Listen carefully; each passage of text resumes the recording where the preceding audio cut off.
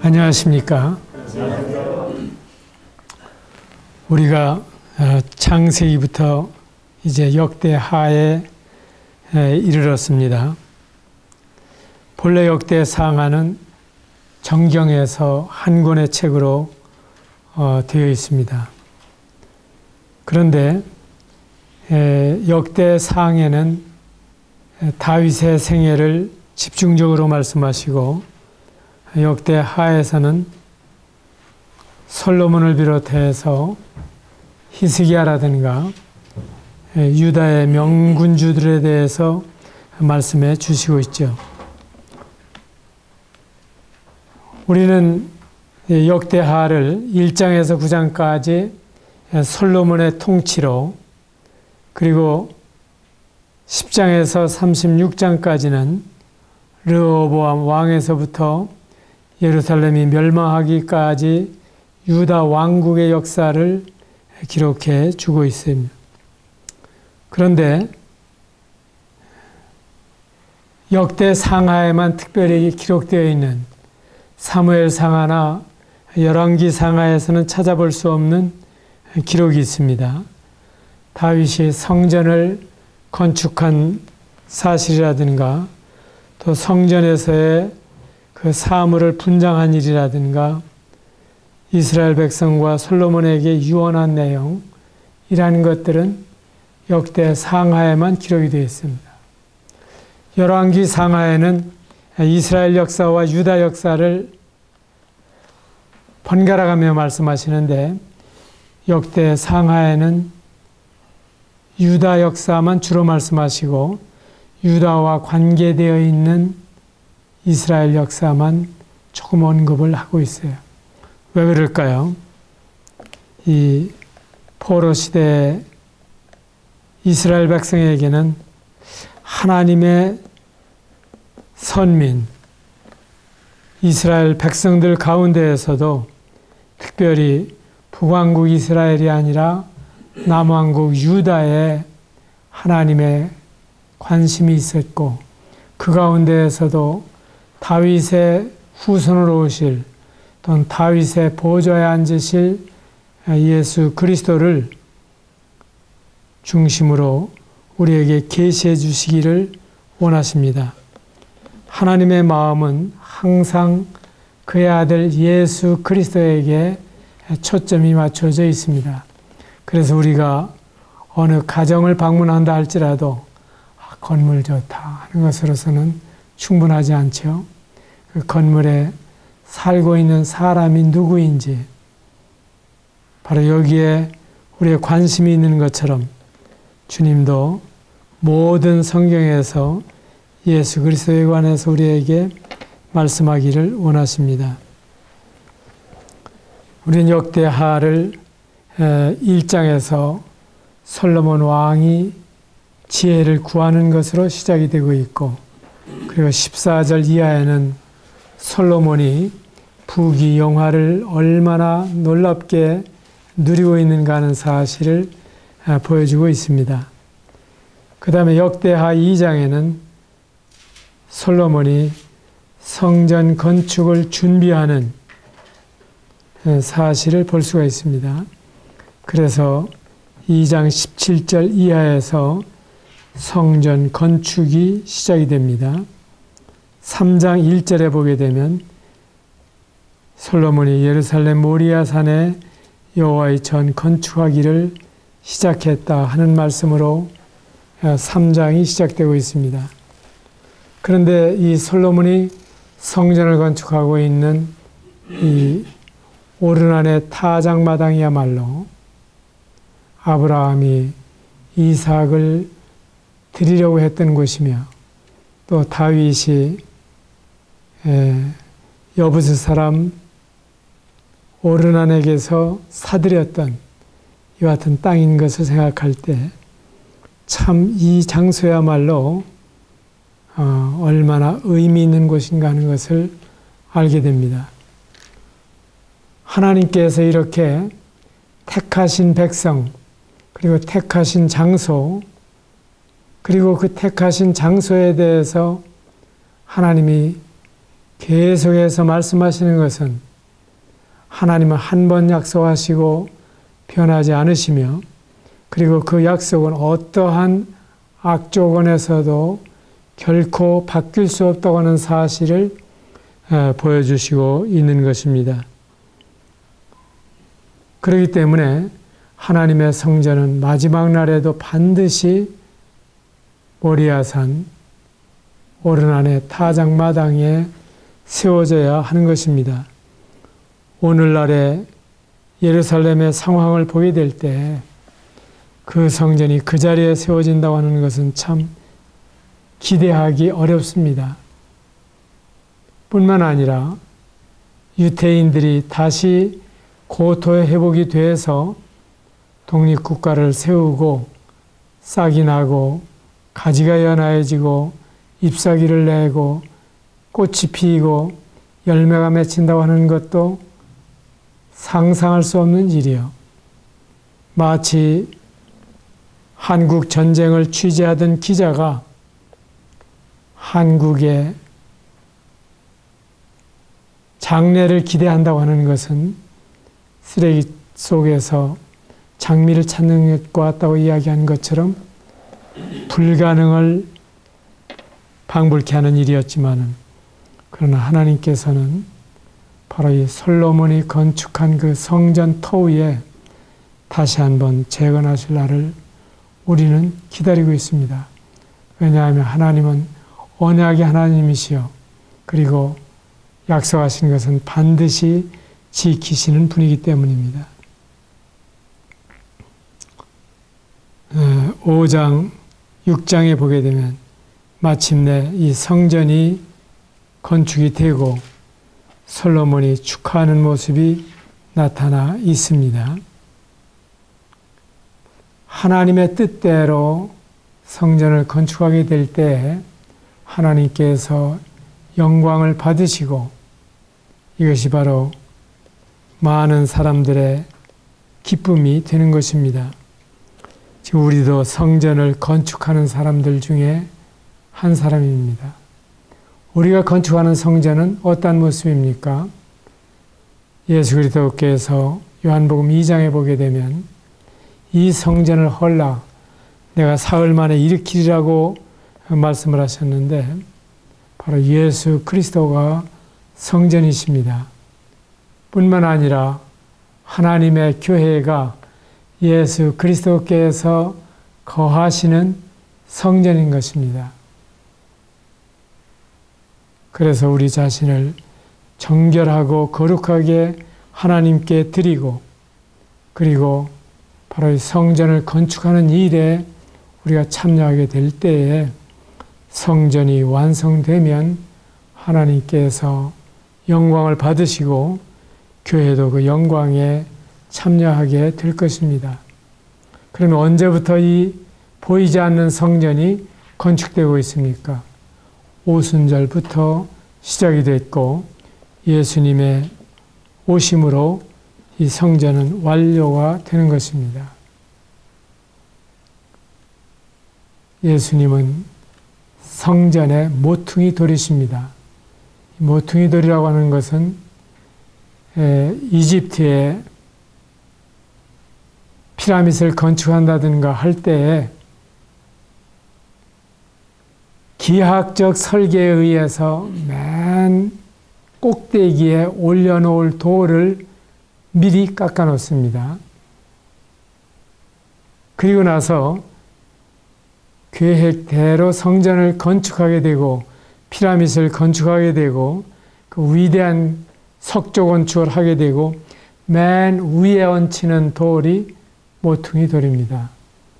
저는 이 모퉁이라는 말은 그렇게 적당한 것 같지 않은데, 맨 위에 얹히는 그 마지막 돌, 이러한 점에서 보게 될 때 우리가 동서남북에서 얻게 되는 산 돌들, 예수 그리스도를 믿고 예수 그리스도 앞에 나오는 이 살아있는 돌들을 통해서 건축이 완성이 되면 맨 위에 우리 주님이 강림하심으로 이 성전 건축은 완성이 되는 것입니다.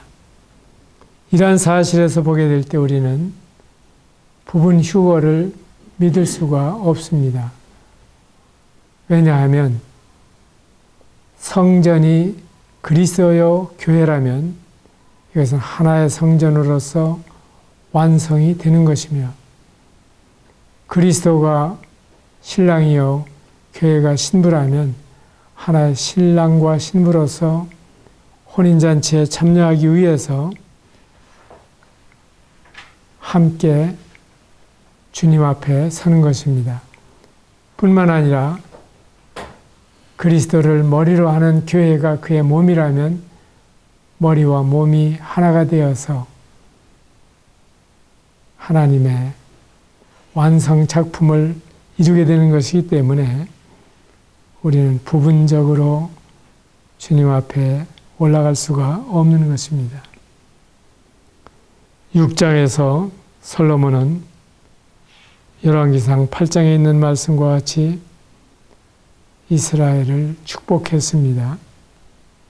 그리고서 이제 솔로몬은 간절히 기도합니다. 이스라엘의 하나님 여호와여, 천지에 주와 같은 신이 없나이다. 이것은 당연한 고백입니다. 오늘날 신이라고 부르는 많은 신들이 있습니다. 또 주라고 부르는 많은 주들이 있지만은, 그러나 우리 주님은 신 중에 신이시요 주 중에 주이십니다.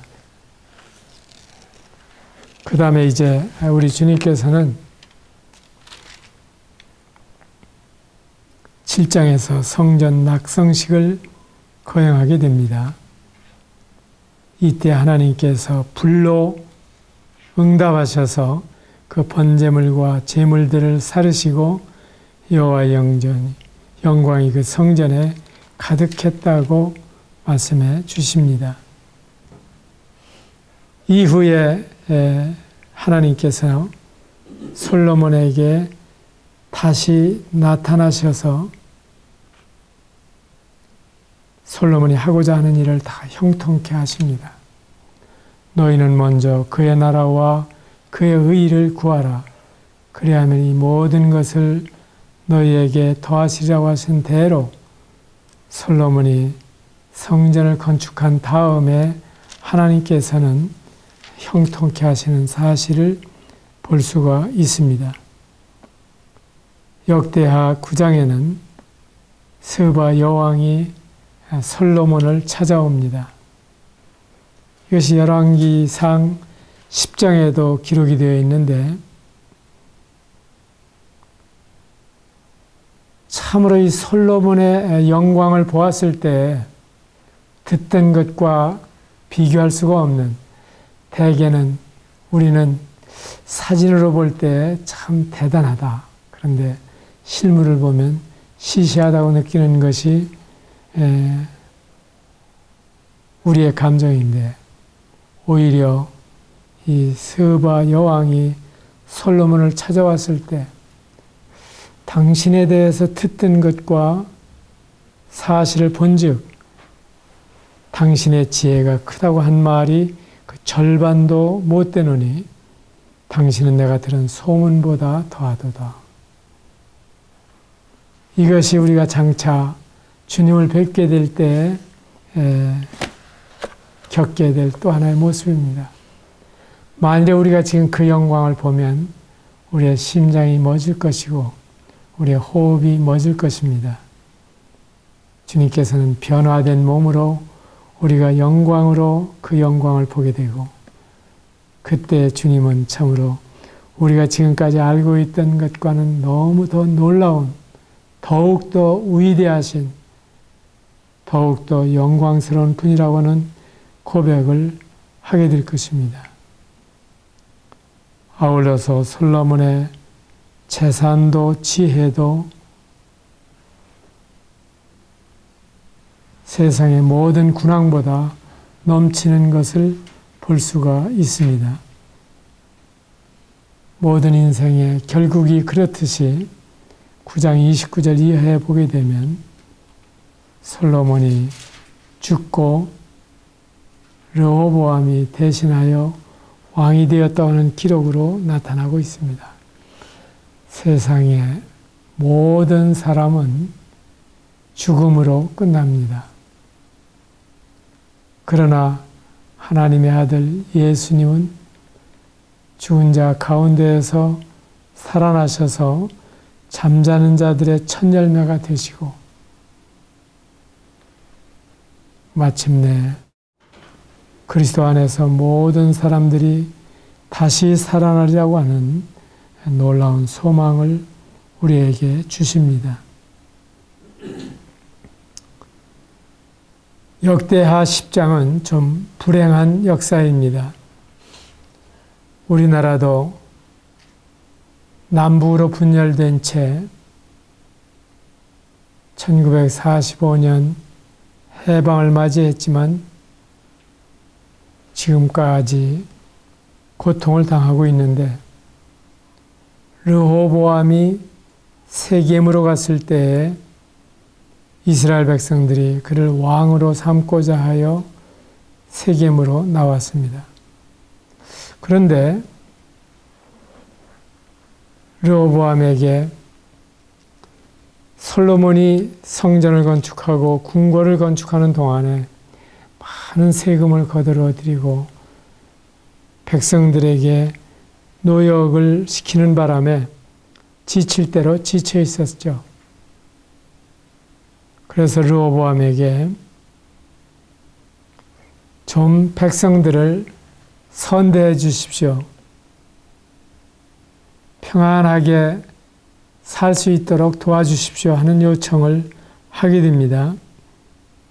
그런데 노인들은 정말 그 백성들을 잘 섬기시고 선한 말로 대답하십시오. 말 한마디로 천냥빚을 갚는다고 하지 않습니까? 그런데 젊은 사람들은 오히려 당당하게 이야기를 했습니다.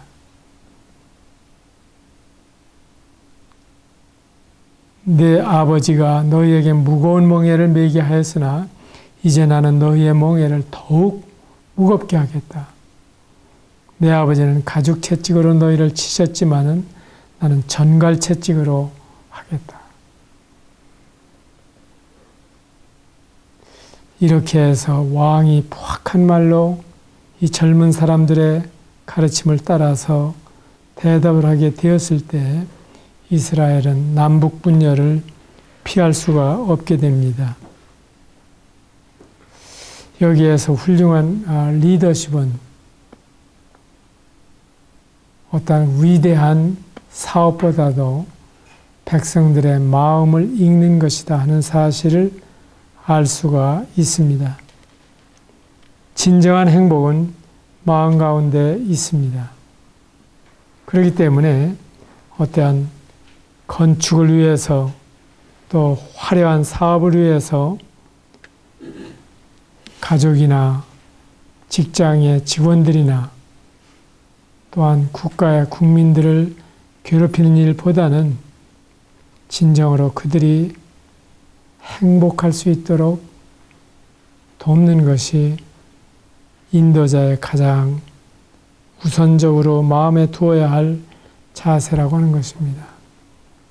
세계적으로 이 위대한 건축물 뒤에는 많은 아픔이 있습니다. 바벨론의 패망도 여기에서 찾을 수가 있고, 그리고 이집트의 쇠패도 여기에서 찾게 됩니다.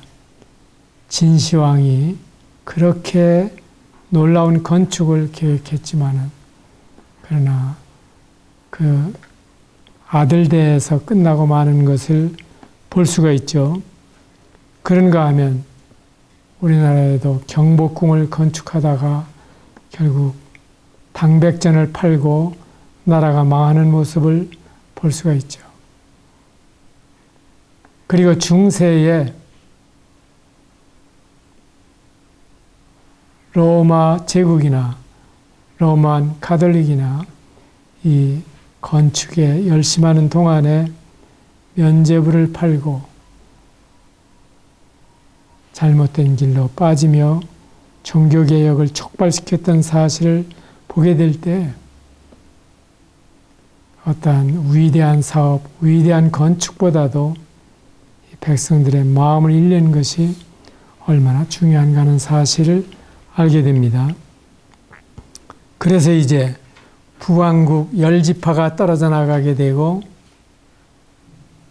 단 2지파가 유다와 베냐민 족속만이 이 르호보암에게 속해서 여기에서 남북이 계속해서 대립하는 모습을 볼 수가 있습니다.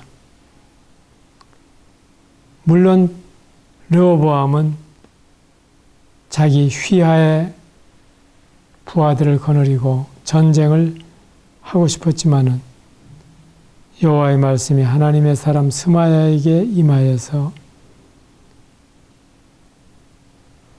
너희는 올라가지 말라. 너희는 형제와 싸우지 말라고 말씀하십니다. 우리는 때때로 형제와 이해관계 때문에 싸울 일이 있지만은 하나님께서는 싸우지 말라고 우리에게 말씀하십니다. 손해를 보는 것이 좋습니다. 속임을 당하는 편이 더 낫습니다. 이것이 속이고 싸우고 이기는 것보다 잘하는 것입니다. 왜냐하면 하나님께서는 화평의 하나님이시기 때문이죠.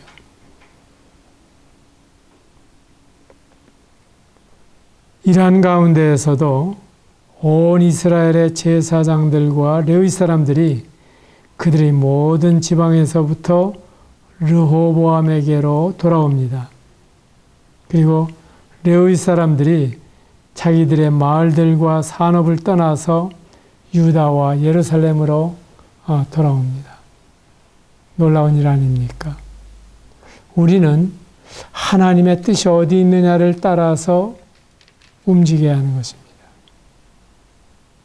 사람이 보기에는 북왕국의 그 충고가 선한 것일는지 모르지만은 그러나 이후에 정치를 보게 되면은 그렇게 충고했던 북왕국 이스라엘의 왕들 중에 결코 유다보다 선한 왕이 없습니다.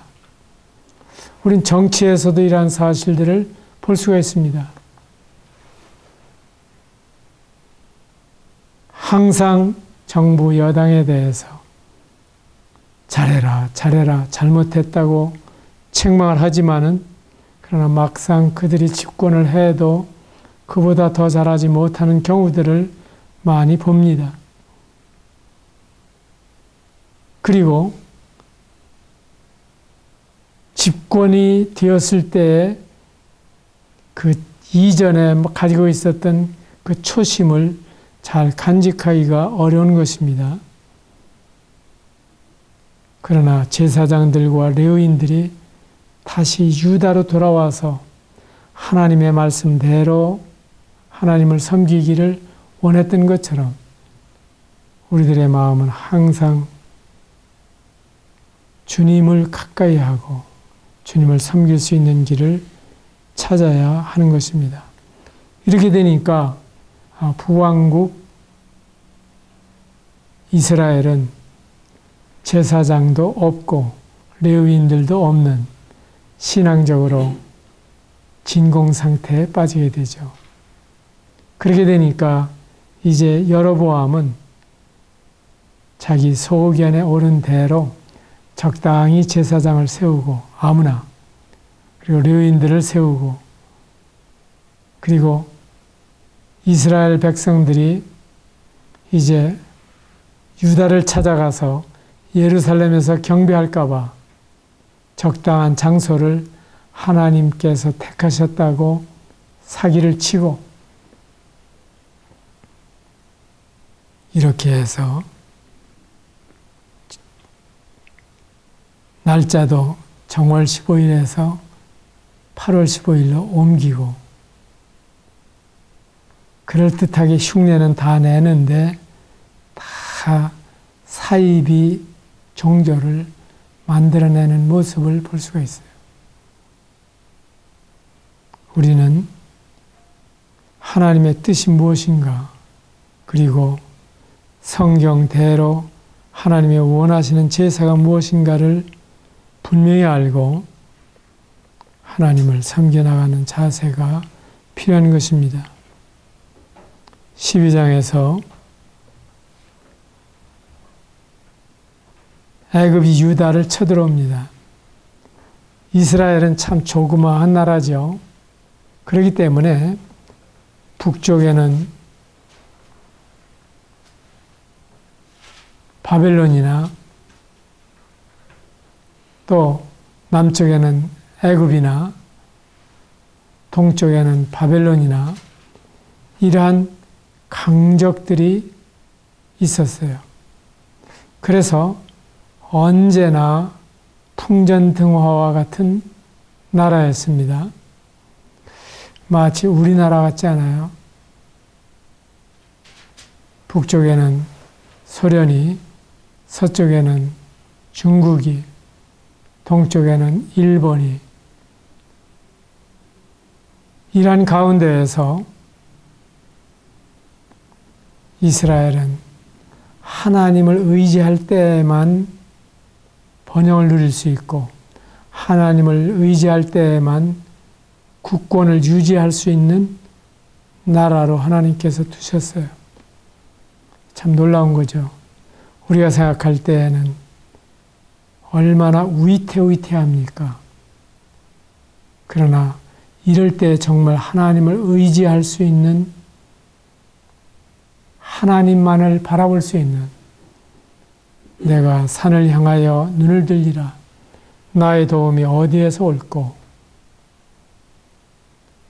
그러한 가운데 주님을 의지하고 주님이 도우시는 것을 경험할 수 있는 민족으로 하나님이 세우신 것입니다.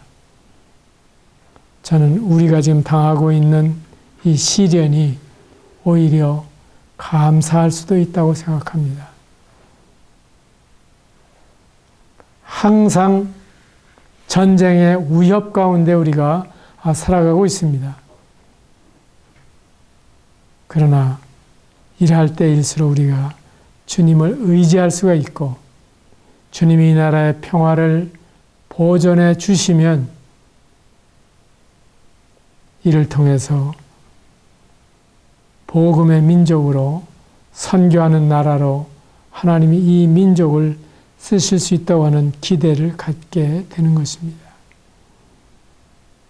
아무쪼록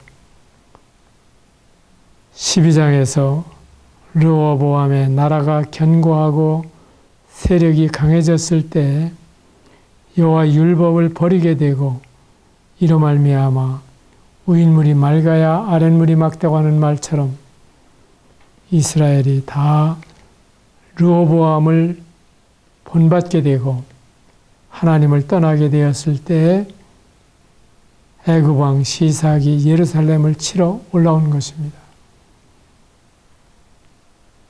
천안함 사건은 하나의 신호입니다. 연평도 사건은 하나의 사인입니다. 하나님이 이런 모든 것을 통해서 우리로 하여금 하나님을 의지하게 하시고 겸비케 하시고 간절히 주님을 찾도록 인도하시는 계기가 되기를 바라고, 그냥 설마라고 하는 생각으로 이 어려움을 지나쳐 가시지 않기를 바랍니다. 정말 일촉즉발의 위기에서 하나님께서 우리를 지켜주시고 계속해서 복음의 그릇으로 사용해 주시기를 바라는 것입니다. 이제 12장에서 르호보암이 죽고 아비야가 왕위에 오르지만은 르호보암이 여로보암과 대립했던 것처럼 아비야도 여로보암과 대립을 하게 됩니다. 그래서 역대하 13장에는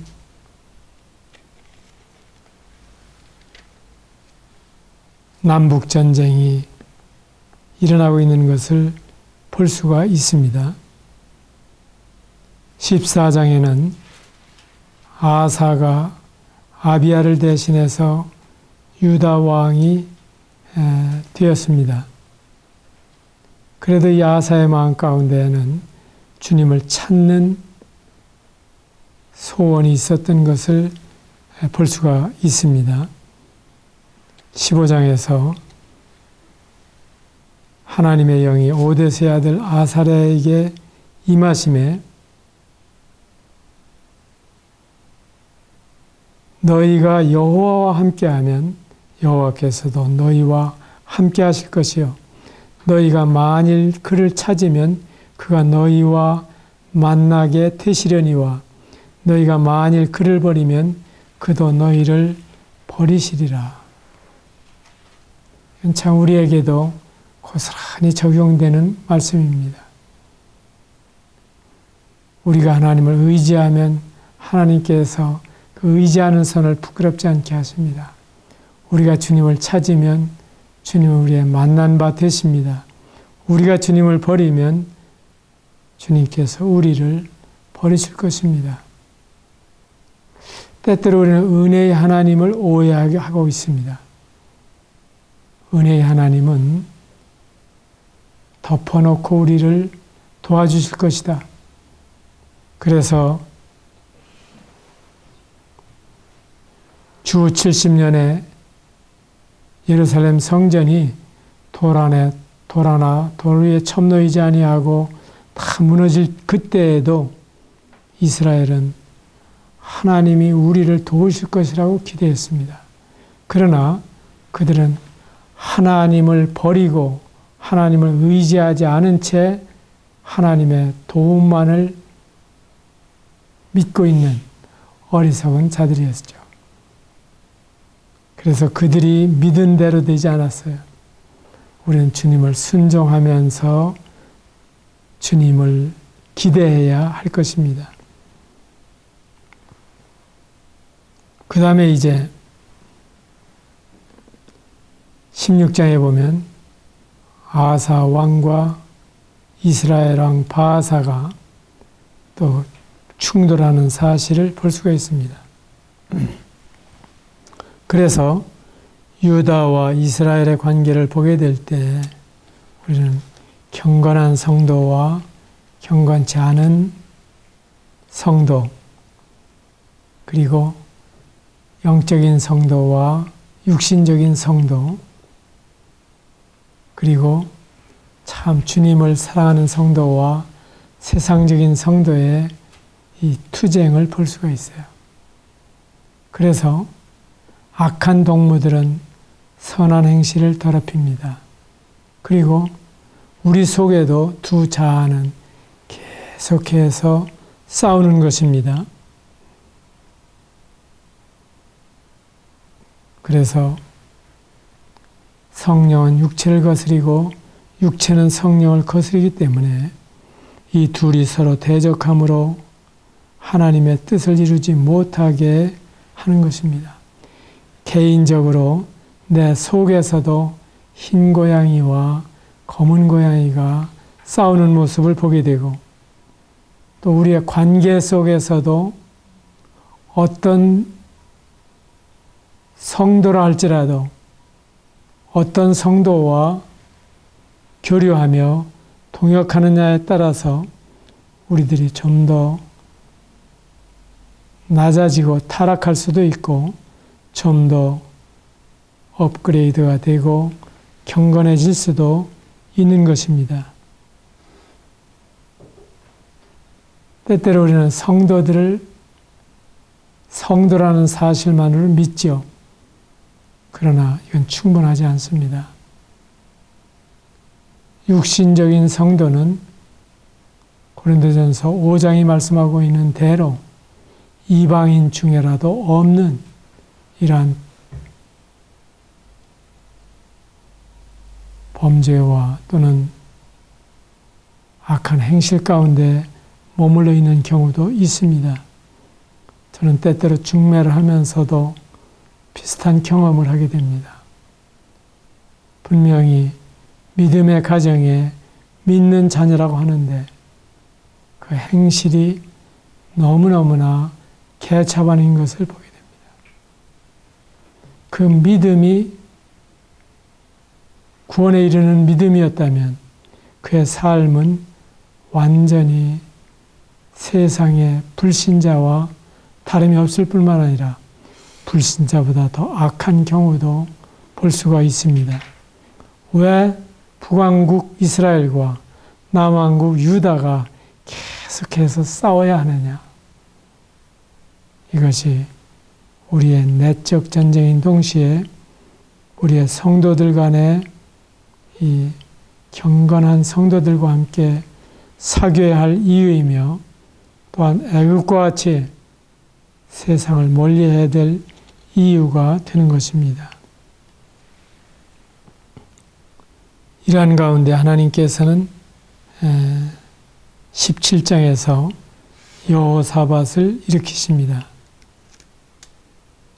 어떻게 악한 왕에게서 선한 아들이 태어나는지, 또 선한 왕에게서 악한 아들이 태를 잇게 되는지 우리는 다 이해할 수가 없습니다. 그러나 하나님께서는 하나님의 주권으로 이렇게 선한 일을 행하십니다. 여호사밧은 다 잘했는데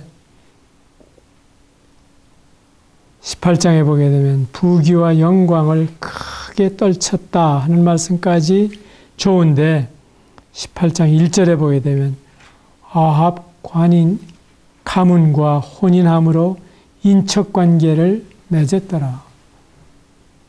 사돈이 된 거예요. 남북이 사돈이 됐습니다. 이렇게 되니까 이 여호사밧이 흐려집니다. 그리고 소위 사마리아의 아합과 함께 전쟁을 일으키는 이러한 사실을 볼 수가 있습니다. 이때 그래도 여호사밧의 마음 가운데에는 미가야라고 하는 선지자를 통해서 정답을 듣습니다. 우리가 길르앗 라못으로 싸우러 가랴 말랴. 그랬을 때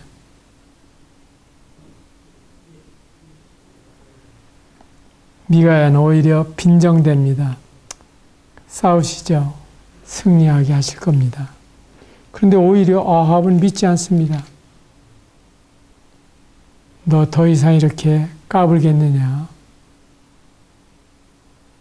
바른 대로 말하지 않겠느냐? 그랬을 때 왕은 이 전쟁에서 반드시 죽을 것입니다 하는 경고를 했습니다. 그 예언대로 18장 28절 이하에 보게 되면 아합이 전쟁터에서 죽게 됩니다. 29절에 보게 되면 이스라엘 왕이 변장하고 전쟁터에 들어갑니다. 그렇다고 하면 아합을 알아볼 사람이 누가 있습니까? 그럼에도 불구하고 우연히 쏜 화살이 갑옷 솔기를 쏩니다. 갑옷을 정면으로 맞게 되면은 결코 죽지 않겠죠? 그런데 갑옷 솔기를 쏘면서 이것이 심장을 뚫고 들어가서 즉사하도록 하나님이 하시는 일을 볼 수가 있어요. 하나님의 손에서는 우리가 벗어날 수가 없습니다. 다윗의 물맷돌이 골리앗의 그 미간을 뚫은 것처럼 우리 하나님의 능하신 손 아래에서 겸손하시고 하나님을 경외하시고 하나님을 의지하시기를 바랍니다. 감사합니다.